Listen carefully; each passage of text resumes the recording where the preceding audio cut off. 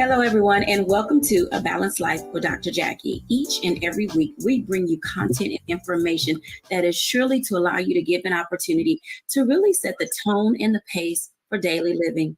Today, we're joined by some amazing guests who will enlighten us, inspire us, and share with us how to really get on a level playing field.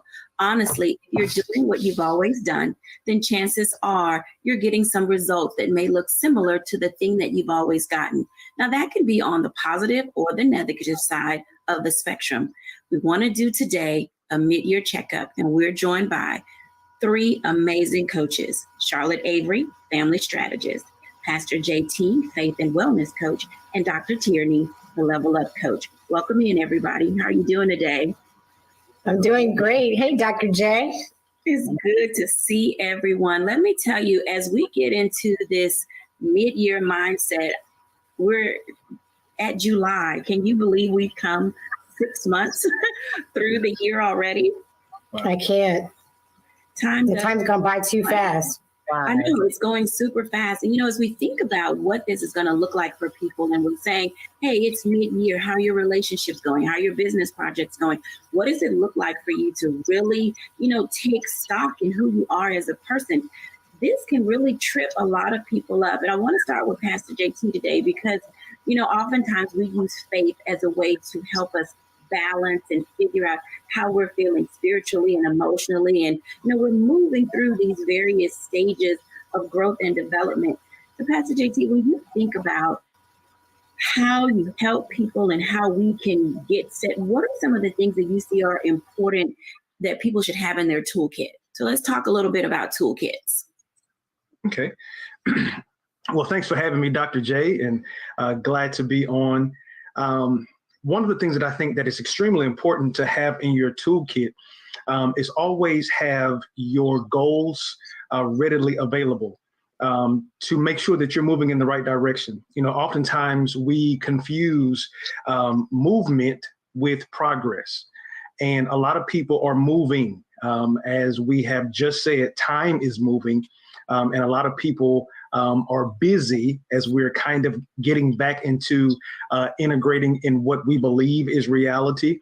But many of us are not seeing the progress that we really want to see, is because I believe that many of us operate without having our goals in front of us.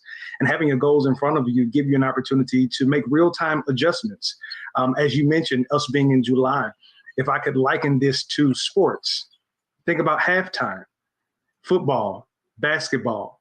Even if you happen to be losing going into halftime, the best coach, the best players make halftime adjustments to be able to come out in the second half and win. But if you are just there for the fun of the game and you're not there looking for the win, you'll just be happy just to be in the building and then wait for December 31st and then say, new year, new me. That's a powerful statement. I'm sure that we can all agree that, we're in that space where we're looking at trying to make these halftime adjustments. Charlotte Avery, what are some of the things that you believe should be in our toolkit? So I think a good detox should be in our toolkit. I think that, being in the midpoint of the year, I think that we've seen some things and learned some things in these past 6 months.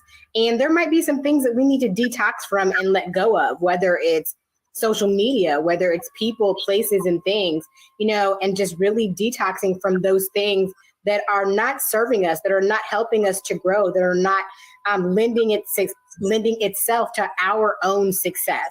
And so I think a good detox is really, really important. A good detox. I could probably use one of those right now. I can say I tried to do better in my eating, in my walking. I tried to do better with the type of people that were in my space. And oftentimes it's hard to release yourself from those things that are comfortable and that are familiar. Dr. Tierney, when you think about how we engage with each other, what are some of the things that we do need in our toolkit as we prepare this next 6-month foundation? Absolutely. Absolutely. Thank you so much for having me on, as always, Dr. Jacquie. So the thing that I say we need in our toolkit is a deeper understanding of self. Specifically, we need to have a deeper understanding of what is our comfort zone and what are our fears. Oftentimes when we are, as Pastor JT said, we're kind of in the game and, we're going with emotion. Life comes at us fast. And so oftentimes we'll react out of that place that how we've always reacted or responded and shown up, and we won't realize that we're really in our comfort zone. And our comfort zone, the boundaries of our comfort zone usually is our fear. What are we afraid of? What are the things that we are, kind of timid to step out into? We're not really taking those calculated risks that could really get us to our end goals and help us to win the game, so to speak, or get to that next level, because we're really afraid of it and we're playing in our comfort zone. But the thing is, nothing grows in the comfort zone. Success doesn't bloom in the comfort zone, but we won't often know that we're in the comfort zone because we haven't just really done a deep evaluation of us. How are we showing up? Where are we right now? What do we need in this new season? Answering the question, what do I want to be when I grow up? And so making sure that we have that deep understanding of self will dictate how we then show up in the second half of the game. The second half of the game for a lot of us is extremely important. And I want to unpack that just a little bit, because as each of you were talking, the phrase that we hear a lot is faith over fear. Go anyway, do it anyhow, no matter what's going on with you emotionally, socially, spiritually, financially, or physically. We always say, just show up. Charlotte, why is it important for people to show up for themselves and to show up in the spaces where they really need to be? Oh, that's such a really great question, Dr. Jacquie. One of the reasons why it's important for people to show up for themselves is because, I am of the perception that if I'm not happy, then the people who need me and the people who I serve aren't going to be happy, because they're not really going to get the best of me. And for me, it's important for people to get the best of who we are.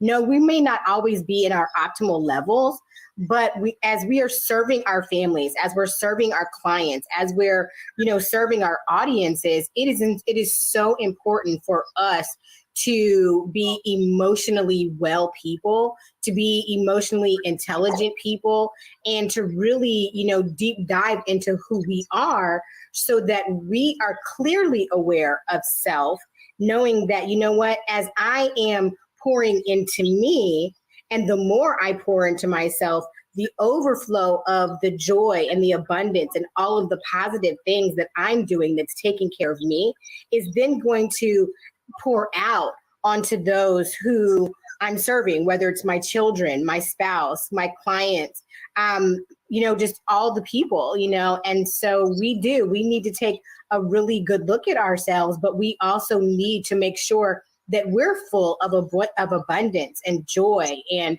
happiness and things that really fulfill us so that we can also, fully function purposefully out into the world. Pastor JT, this deeper dive that we're asking people to take, how do you select where to start? Because oftentimes figuring out how to prioritize first, second, third, relationships, money, family, it gets tricky. What do we do? I think I go back to what Dr. Tierney said about self-awareness. I think we get so busy in being shaped by others, being influenced by others. I mean, you think about it now on social media. It's a whole business model of people being influencers, and their job is to influence culture. And we spend the bulk of our lives being pushed and pulled and prodded by other people, other people's expectations, other people's thoughts. There are so many kids now who have grown up and who are probably in debt with student loans because they spent time on a campus going after a degree that maybe their parents wanted them to have.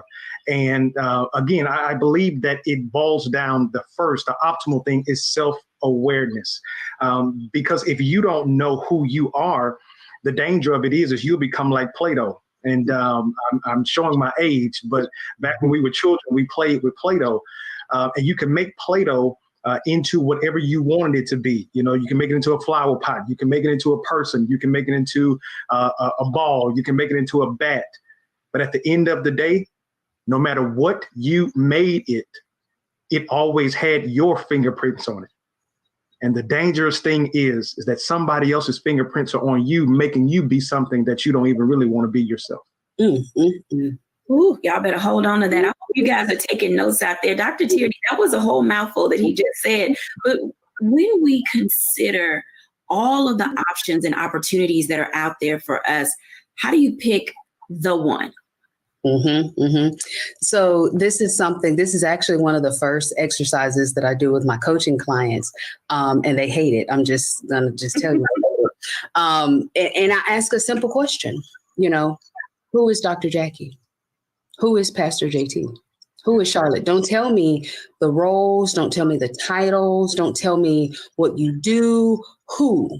We get so wrapped up in what we do. And I love what Pastor JT said about the Play-Doh, because that's what we end up doing. We become whatever it is that we think we need to do. And I get clients all the time, just help me do this. And so I pull them back into the who, because the essence of what it is that you were designed to do, what you were created to do, what you are uniquely gifted to do is locked in your who. But if we don't spend that time tapping into who we are, then this is really just a ripe breeding ground for that fear that we were talking about earlier, because you're afraid because you're not measuring up to what they're doing or who you think that they are. When if you're really just so wrapped up into discovering who you are, then you won't even care about what they're doing or who you think, that they are, because you'll be busy discovering who you are. So that's really the jump off point that I use for my clients in order to get everything that you want in the external. It all comes from that internal place of discovering who you are. I hope that everybody is out there taking notes, putting it in their pen, pad, their digital devices. When we come back after the break, we're going to talk about a few things that are sort of tripping us up, because as I think about how I move into this next half of the year, I have literally heard 3 things that were spoken. I need to take a self-assessment. I need to look at how to detox my life, but I also need to figure out how to have a halftime plan. When we come back after the break, we're going to unpack this and do a deeper dive into how do we move ourselves forward into balanced living, up next after the break.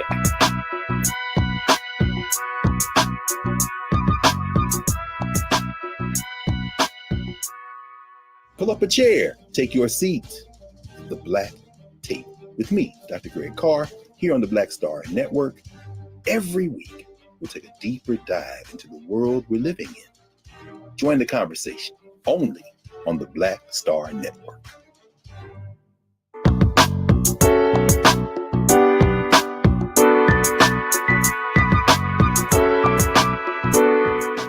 Welcome back, everyone, to A Balanced Life. And as you have heard, there are certain things in life that we need to place ahead of other things. I know it's not easy. You've got 1,000 things on your plate. You've got spouses, you've got significant others, you've got kids, you've got parents, you've got grandparents, you've got big plans for your life. This is a great time to do a mid-year checkup, figuring out where you want to go, what your life should look like, and how do you design it from this moment on. Welcome back, everyone. I tell you the truth. It is literally mind-blowing to me, the amount of things that I now have on my plate, even in the midst of this pandemic. For some reason, I thought that my next new normal would be a little bit lighter, but that has not turned out to be the case. Charlotte, as you are looking at your priorities and you're balancing out your family, you got a kiddo headed to college. How are you managing and mastering your emotions? Because oftentimes we can't make some decisions because our emotions are so grand that they keep us from having a starting point. Well, I have to tell you, this season of my life is so transitional because, not only is my son going to college, but, I have a daughter who's going into high school, and I have a son who's going into middle school. And you know what? I have been trying to find my own time to really process what this next season of life looks like. And so for me, I'm always trying to just steal away moments so that I can really deal with my own emotions, especially about my firstborn going to college. That's a huge deal. And for me, it's like, oh my gosh, I'm looking at baby pictures and I'm just looking at all the things and trying to make sure I'm spending quality moments with him. Not that I hadn't done it before, but I'm just like, wow, in a sneeze, he's going to be gone. And so for me, I'm just, I give myself permission, to deal with my happy places. And I give myself permission to kind of deal with my sad places, what it's going to be like with him not being here and all of his crazy foolishness and, all the things. And then, my daughter getting ready to go to high school, and then, one getting ready to go into middle school. And it's a lot for me. I will be very honest. It's a lot for me to process. And so I just give myself permission, if I have moments when I'm in the shower and I just want to cry, because for me, the shower is a good place to cry. I just take moments to do that. And I just say, what, this is my reality. This is where we're going. And I just try to take a good inventory of where I am in my emotions. And sometimes if I have moments of where I feel like I'm acting out, why am I doing that? Am I doing it because I'm tired? Am I doing it because I'm feeling sad? And, just all the different things. And so I just really try to be honest, really bluntly honest about how I feel and where I am in this season of life, to be true to my feelings so that I can, so in being true to my own feelings, I can also be true to those around me and sharing my feelings. Because if I don't know where I am, then they can't help me to process the next season of my life. Because in our family, it's not even just the next season of my life, it's the next season of our lives. So let me ask you another question, because as a mom of 7, a wife, an amazing family strategist. Something that you were saying made me think of a term called good grief. And I think that sometimes people don't really know how to assign good grief to the happy times. With you having 7 kids and each of them is going to a different grade level, you do have good grief. It's the joy and the pain of them going up the ladder. Can you share for our audience how to process good grief? So, I think for me, in an effort to process it, is really being able to feel it. You have to be able to know where your feelings are. You have to be able to be true to say, you know what, this is happening. Like, I can't change the fact that these people are growing up in my life, right? I mean, I birthed all of them and that's wonderful, but I can't change the fact that they're no longer babies. But what I can do is rejoice in who they are and who they are becoming in every stage and every level of their lives. And when I look at good grief, I'm just like, oh my gosh, my kids are growing up. And then I get a spark and I'm like, but look who these amazing people are that have been gifted to me for, 18 years or longer or whatever. And so for me, I have my moments and I'm like, oh gosh, but then I'm like, but goodness, this is like really amazing. Like, I look at Lim and I'm just like, man, I saw this little picture of him with his little hat on and everything. And then I see him in his cap and gown and I'm just like, oh, I miss these moments, because I believe that as parents, we do have moments when we're like, oh, I miss when they were so small and I miss when they're so adorable. And now my adorable small people are now these handsome, intelligent, beautiful people who are just moving out into the world. And so, yeah, there are those moments of, oh man, I wish I could go back. But then it's also the joy in knowing, who they are becoming and who they are, knowing that, you know what? I've made right choices and wise decisions with my children for them to be exactly who they are. And that's what I've been called to do, is to train them up in the way that they should go, and to see that they're actually doing that. It is sad sometimes, but then it's like really rewarding also. So it's being able to see the reward even in the grief. Thank you for sharing that information, as so many parents are getting ready to have their children go to different ages and stages of growth and development. I want to ask this question to Dr. Tierney, because as a Level Up life coach, you're constantly pushing people to see greater, to see better, to look at the brighter side of things. Dr. Tierney, in helping people discover how to level up in this mid-year checkup, what are some of the things that you say people should just leave in the past? Because I know a lot of us tried to bring some pre-pandemic living into this new normal that we're having, and it's not working at all. Oh, that's a good one. That's a real good one. So I'm going to answer that question from a 5,000 foot level, because what I need to leave in the past is not what you need to leave in the past. It's not what she needs to leave. It's not what he needs to leave. So I think the answer more so is how do we identify what it is that we need to leave individually, And I want to go back to something that Charlotte Avery said, being able to feel it. Often we don't give ourselves that moment to actually feel what it is. We run past it. Y'all, I know I got time for that. I got to get to work. I got to get the kids out the door. So we don't allow ourselves to sit and say, wait a minute, where am I right now? What am I feeling right now? And not allowing our feelings to become the drivers. Think of our feelings and our emotions like the indicators in your car. So just like the light will come on to say, okay, your engine is running hot, or your tires are low, or, your gas is getting on empty. Our emotions are those indicators that tell us, hey, your temperament is running a little hot, or your energy levels are a little low, right now, or you're kind of running on empty and you need a little self-care to refuel and revive, you. So when we take that moment to check in with ourselves, see where our emotions are, what are they telling us, then we're better able to see, okay, what is it that's no longer serving me in this season? something that might have served you in the past season, in the last season to get through the pandemic, a real practical one. I thought those cookies were serving me in the last season because they was just calming my nerves. But now I'm in this season and it's like, sugar, they are not serving you. You need to leave them cookies in the last season, But it could be things like comparison.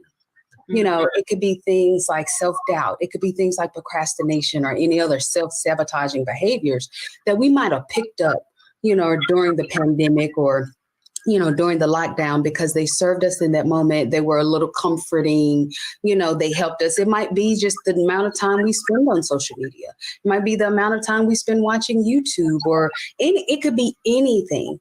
But the thing that we have to do is do that assessment, see what are you feeling right now? Is that thing serving you, in this season? And is it serving you to help you to get to where you want to go? So going right back to what Pastor JT said, if you have your goals set, and you know exactly where it is that you're wanting to go, then is that thing helping you to get there? Those cookies were not helping me to get to my goals. So I had to let them go, But is that comparison helping, or is it a hindrance? That's how you can tell what it is that you need to leave in this season so that you can make it, to your next level and succeed. Discovering how to be a success in life, it looks in a lot of different ways for a bunch of different people, because we are consistently making changes and making strides toward those goals that we want to attain. Now, I have to say, I'm a person of faith, and it is the prism of my faith by which I make a lot of my decisions. And so this question that I have of Pastor JT is going to sound a little strange for some people, but as a faith-filled person, I am still triggered by a lot of things, and I am annoyed by many things, people, places, and things. And I do have to check myself so that I don't fall out of the character for which my purpose was created. So Pastor JT, my question for you today, as we're talking about this mid-year checkup, do you find value in people being able to weigh their faith and how they interact and engage with other people in their relationship with God as an indicator to how they're doing? Yes, I definitely believe it to be a great indicator. Kind of going back to what Dr. Tierney said and what Charlotte said, I think even as it relates to our faith, sometimes we miss the fact that we are human beings. We kind of get so caught up in doing that we have transformed into human doings. Now, that sounds crazy, but that's typically who we are. We're not human beings. And the operative word in beings is be. Mm-hmm. Oftentimes, I believe that we are forced to be a lot of things for a lot of people, and we miss being what we need to be for ourselves. And then that's dangerous, because now we get to those moments where we are tiptoeing at that verge of possible explosion, or that verge of possibly releasing something that we have been saved from, but we still know the address of how to get back to it. But I think that if we kind of look at our faith, am I praying as I once did? Am I meditating as I once did? Am I reading as I once did? And then I start to ask myself, has this distance from my daily practice of wholeness and well-being and spirituality, has that taken me away from a place to where I'm now off center? And it's almost like, from a person of faith, being in line with our faith is almost like a car being aligned. The moment that that car gets out of alignment, it starts to pull in the opposite direction. And so when you feel that pull, where you are being pulled in directions, where you're responding in a way that you wouldn't have responded when you are now more emotional than you would have been in the past, you have to ask yourself, really, what in the world is causing me to gravitate to this?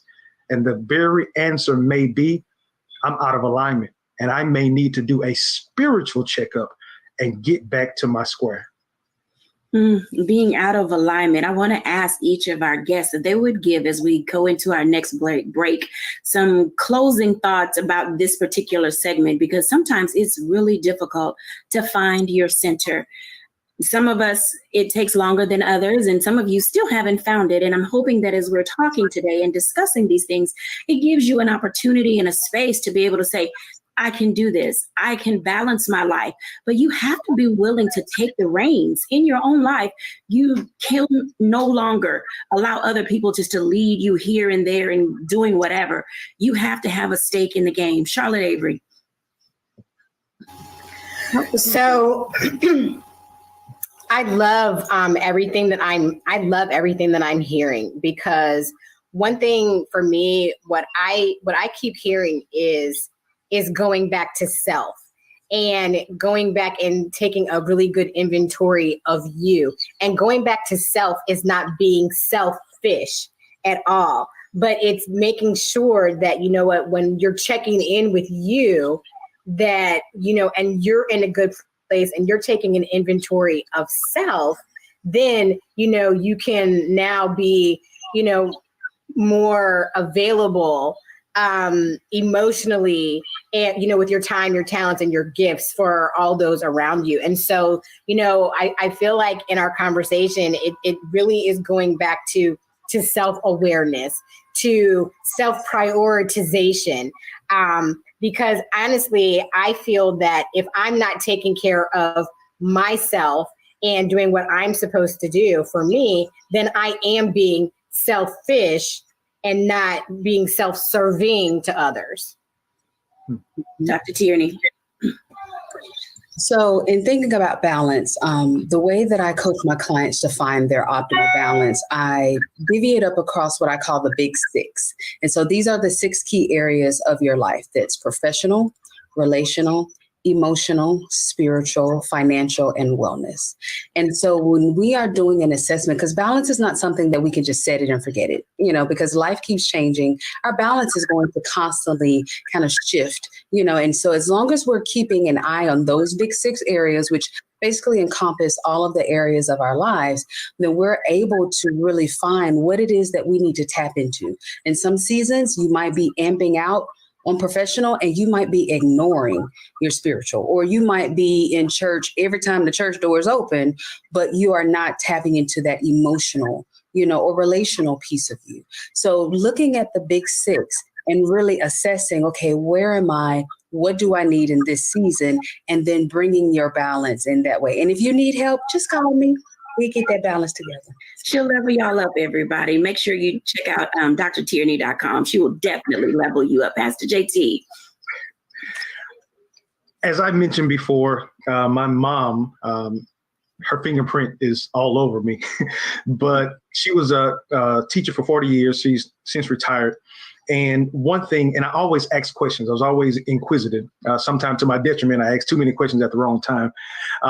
But this day I asked a question because as she took attendance, she never allowed the students to say here.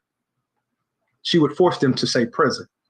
And so I asked my mom, I say, Mom, why won't you just accept here? Because she was my teacher in the 4th grade. And she said, because it's dangerous, Jamel. She said that some people are here, but they're not present. And I think that that's one of the things that I would say is needed more than anything, is being present, being in this moment, not running from the moment, but seeing what the moment is attempting to teach you.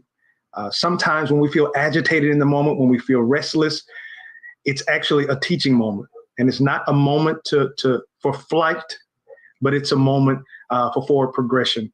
One of the things that I've mentioned before is that we put a lot of focus on mental health awareness during that mental health awareness month. And really all we do is come out with a ribbon.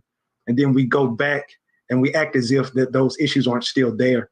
But oftentimes when we are hard pressed to really find ourselves being present, we found ourselves too far in the past, or we found ourselves too far in the future. And one way that we're able to see those play out from a clinical standpoint, I believe depression has us in the past attempting to right something that happened that we really don't have access to, or guilt typically is in the past, or we're submerged with anxiety, which is living too far in the future. But I believe that if we get present and just live in the moment and allow what we have learned to help us in the moment, it will prepare us for the moments as we move forward. Absolutely. This talk has really enlightened me about a few things. And as we prepare to go into the break, please remember that self-care is not selfish, that having a level of self-awareness allows you to engage with yourself more frequently and more often. But most importantly, making certain that we are aware that mental health is a daily journey. When we come back after the break, I want to take a serious pause because, there's some things that we've been delivered from that we seem to keep going back to when we're back after the break.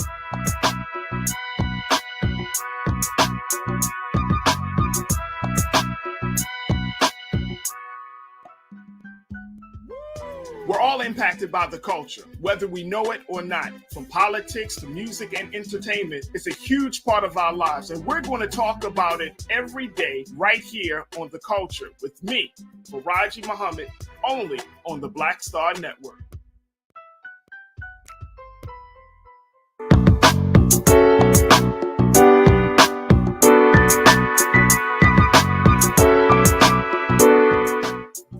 Welcome back, everyone, to A Balanced Life. And I'm going to tell you, this conversation today has been eye-opening. Literally, we do get too comfortable in new comfort zones. But there are a few of us who keep going back to things that we have been delivered from. And that is, let me tell you, a very dangerous place to be. We've all made continuous strides coming through this pandemic, but yet some of us are still comfortable being in our home. We are even more so isolating because we're fearful of what's outside. We're paying too much attention to the news. We're paying too much attention to social media and not paying enough attention to what our physical, mental, and spiritual selves need. I want to talk to our audience now about some of the dangers of not taking first steps. Welcome back, everyone. It's difficult to figure out how to take a first step. And I want to ask Charlotte Avery a little bit about what should a first step be. Realizing that we've got kids, we've got grandparents, some people have moved people into their homes because we're in a very strange place as a society. But what does a first step look like to finding balance and mental levity? First steps for me are really looking at priorities and really looking at, what are the things that are really, really significantly important, not the things that are keeping me busy.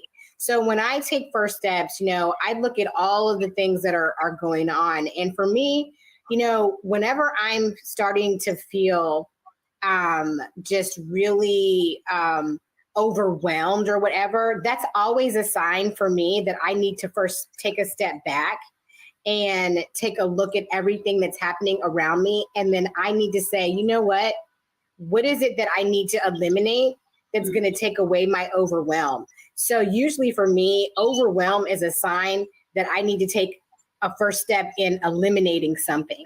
And I have to tell you, just with the busyness of my life, being a wife and a mom of 7 kids and doing all the things that I do, usually when I'm taking first steps, it always has to do with the elimination of something, because I always find that when I eliminate something that is not serving me or serving my family, then I'm able to move and feel differently, right? And so I'll give you, for instance, our family is really, really busy and our kids are always doing activities and things of that nature. Well, one thing the pandemic taught me and showed me and our family is the fact that, we don't have to be so busy in doing things. It really helped us to reevaluate, are we going to continue doing these things? Are we going to take a step back and say, no, I'm not doing this? So for me, first steps it usually comes from my level of overwhelm. And then I usually start crushing that overwhelm with elimination of things. Yeah, trying to prioritize what to eliminate is one of the big areas that often trips me up, because I recognize for myself, and audience, you may identify with this as well, is when I have to think about it too much, when I have to try to shuffle too many things around in order to make a thing happen, that typically means I shouldn't be trying to do it because it's not going to fit. It's just going to make me feel stressed. And I have literally worked very hard to live a stress, not less as in not having it, but a stress lessening life in a sense of not being able to consistently have a lot of stress going on around me. Pastor JT, when we think about how do we engage with people, and this is from a conflict perspective, because oftentimes we want to do a thing and then other people don't want to do a thing. And then there's a whole blow up thing. How do we balance our relationships and communications with other people so that there's harmony and everyone getting a win-win? That's a good question. But you said a word that I believe is the fuel behind the fire. Emotions. Mm-hmm. I think that at the end of the day, you can have some tough conversations. You can confront an issue without being confrontational. I think that when we start to apply emotions to it, then it begins to fan the flame. And oftentimes, before we know it, we've ended up now talking about something that doesn't even have anything to do with the initial thing. And I think that that's one of the things I always say this, even in relationship coaching. I believe that there's nothing that can't be talked about. No matter, even if there is a marital relationship that comes to an end, while this may not necessarily be the reason that is associated with the divorce, I think that if we really be honest, it's lack of communication. We didn't talk about it. Or when we talked about it, we did not go into the conversation looking for resolution. If we go into it looking for resolution, we may not necessarily come out with everything that we intended for it to be.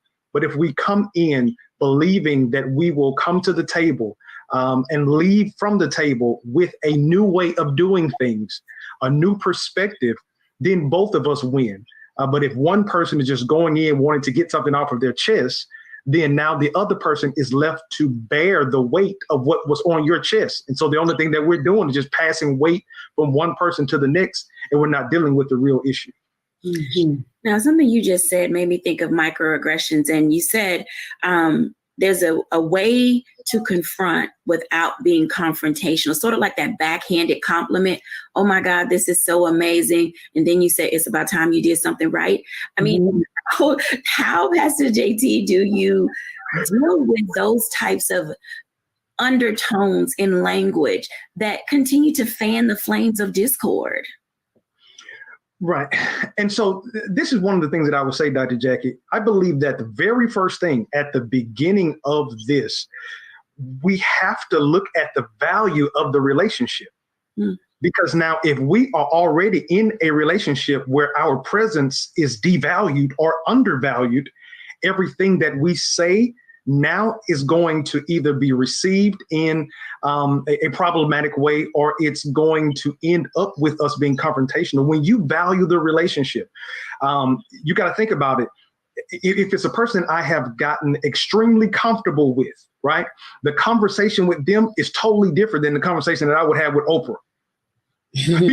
because I value Oprah, but now the question is, because even from a relationship standpoint, and some of our viewers may be on, I believe that it is a huge slap in the face that you can get more respect, or you can give more respect at your job to your boss than your mate that you share life with.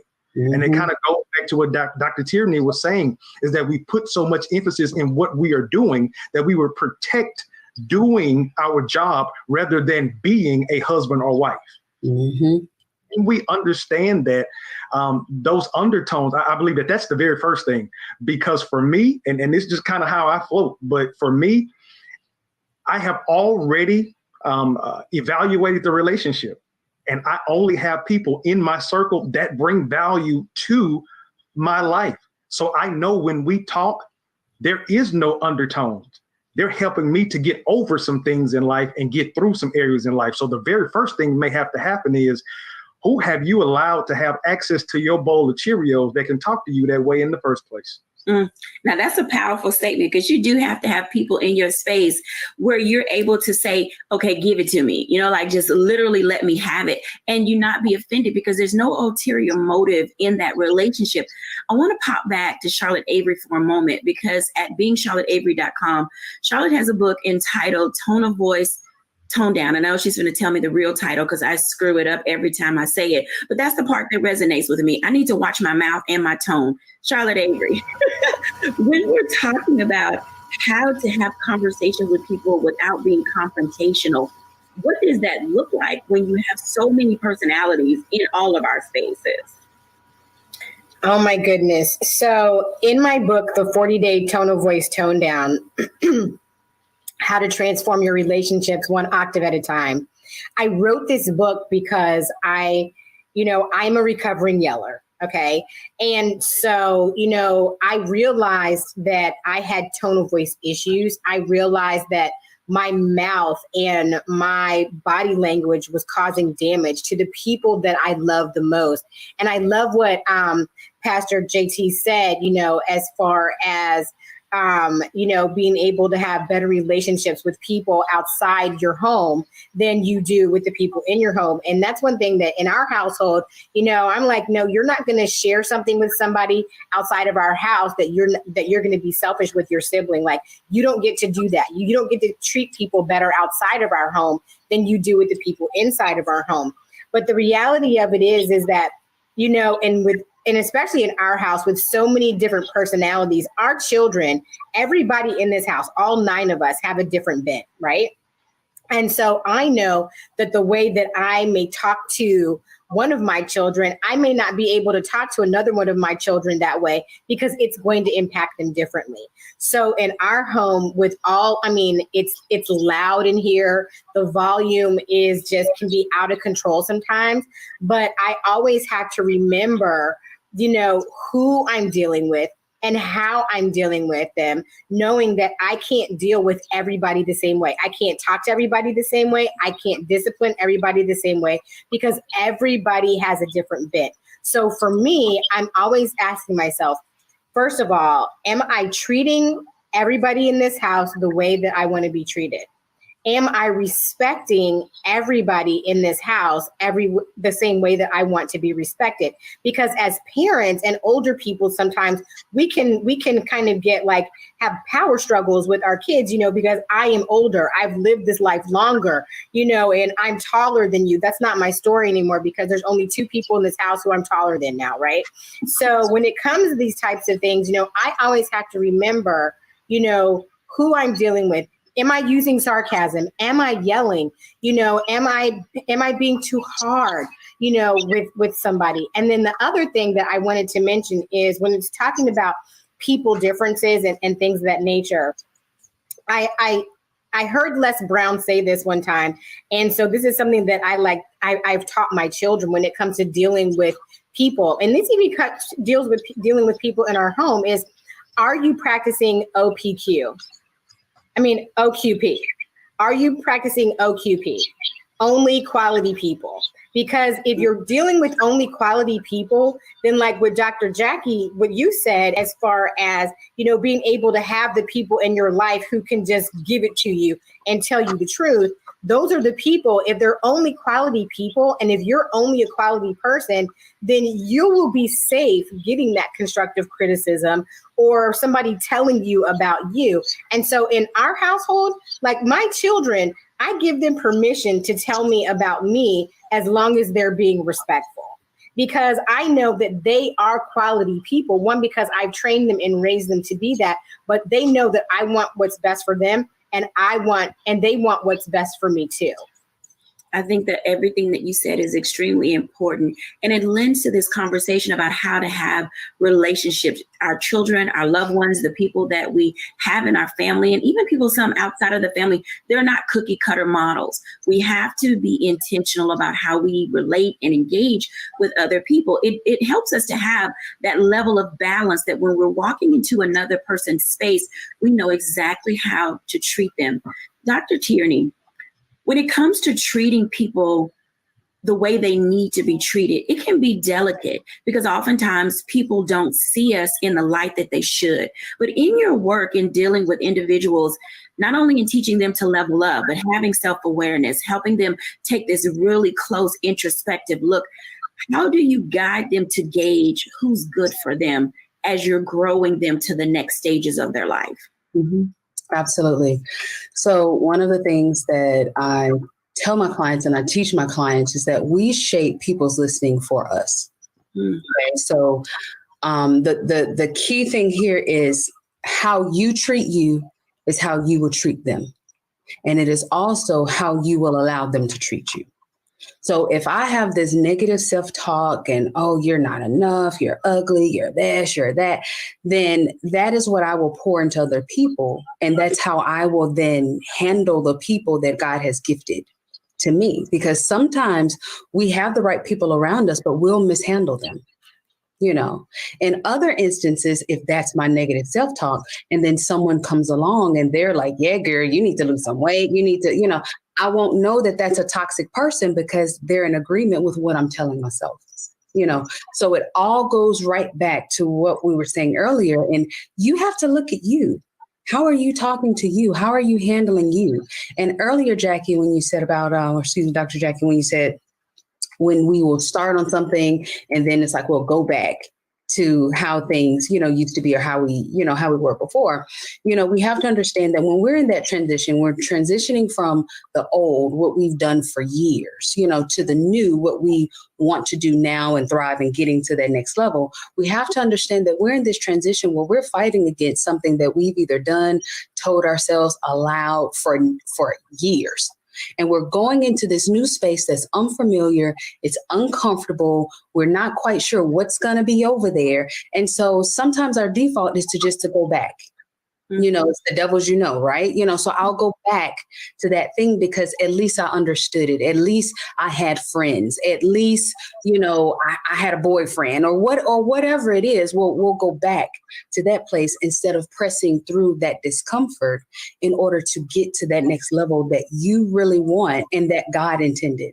I talk about this I dedicate a whole chapter just to talking about friends, you know, and the people that you allow with you on your level up journey, you know, and this is critical because when we don't have the right people around us or when our picker is broken because we haven't done our internal self work and we have the people around us that we don't need to have around us, not only will it mess up our balance, it will mess up our journeys to getting to that next level and it will make it harder for us, you know, to get there. So what I train my clients to do is to think in baby steps. Think baby steps, you know. This is not something that we just, you know, again, going back to the cookies example. We don't just jump up and say, you know what, I'm going to stop eating all cookies, no sugar. I'm going to go to the gym every day for 2 hours. You know, we're not going to be able to sustain that. We're not going to be able to sustain these large, grand, you know, things while we're in this transition. So think baby steps. What's one thing you can do today that will positively impact you tomorrow? What's one thing, you know, okay, I'm no longer going to call myself fat. You know, that's out.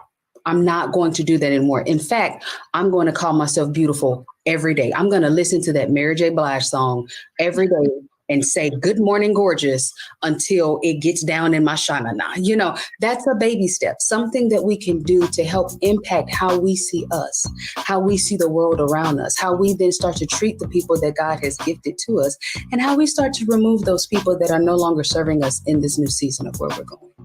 Thank you for sharing. When we come back after the break, we're going to allow the group to give us an opportunity to give us a takeaway that you can put into your toolkit so you can launch into living a balanced life when we're back after the break.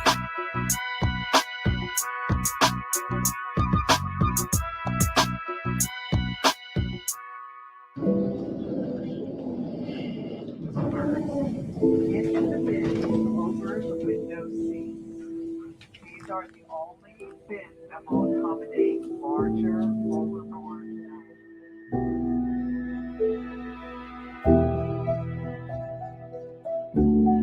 They put 10 in here? 10, and you don't come out till you die. And you eat every food 10. Oh my God.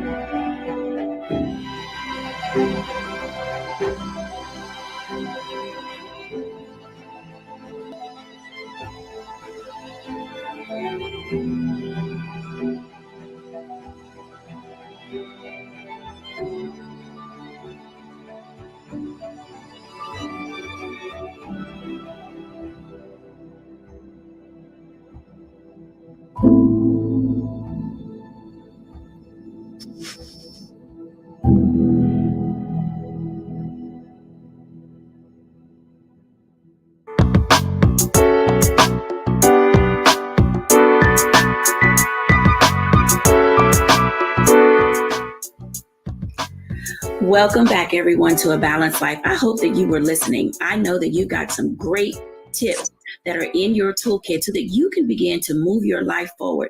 Not everything that we do is about other people. Sometimes we have to step back and put ourselves first.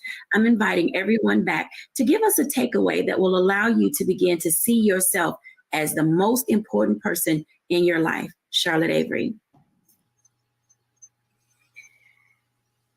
So for me, in order for me to see myself in my, the most important way is really to make sure that I am making myself a priority. I need to do that. Self-prioritization is everything to me because I am the thermostat.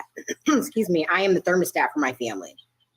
And so I'm really the one who sets the temperature in the house. And so I just believe that everybody needs to practice self-prioritization of themselves first, and then be able to take care of everyone else.